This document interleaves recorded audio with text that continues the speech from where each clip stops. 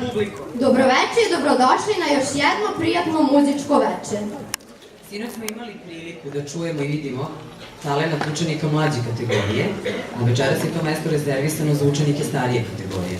Najpre dozvolite da se još jednom zahvalimo svima koji su u skladu sa svojim mogućnostima pomogli realizaciju ovogodišnjeg festivala. Centru za razvoj sporta Smederevska Palanka, Gradskom pozorištu u Palanci, Pepe Strelac, Pepe Vožd, Foto Bori, Societe Generale banci, Građevinsko-privredno društvo Niskogradnja D.O.O. Smederevska Palanka, Superior D.O.O. Velika Plana i RTV Jasenici i RTV Dević, koji su medijski sponzori festivala.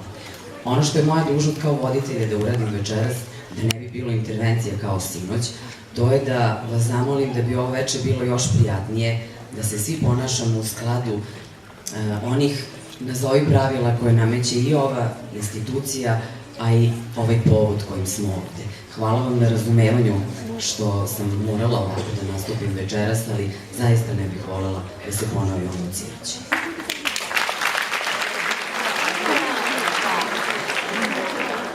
Predstavit ćemo vam i stručni žiri, koji će i ove večeri imati odgovoran i težak zadatak da od naših nadarenih takmičara izaberu najuspešnije. Molim vas da velikim aplauzom pozdravite gospođu Mirelu Stanojević, profesorku solfeđa u muzičkoj školi Božidar Grujić. Drugi član žirija je Miloš Adžić, profesor gitare u muzičkoj školi.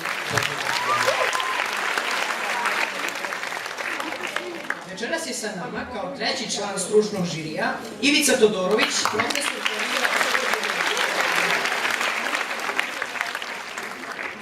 Čast da otvore drugi dan festivala imaju učenici prvog razreda osnovne škole Vuk Karadžić, članovi ritmičke sekcije, koji će nastupiti uz numeru Dimničar. Molimo da ih pozdravite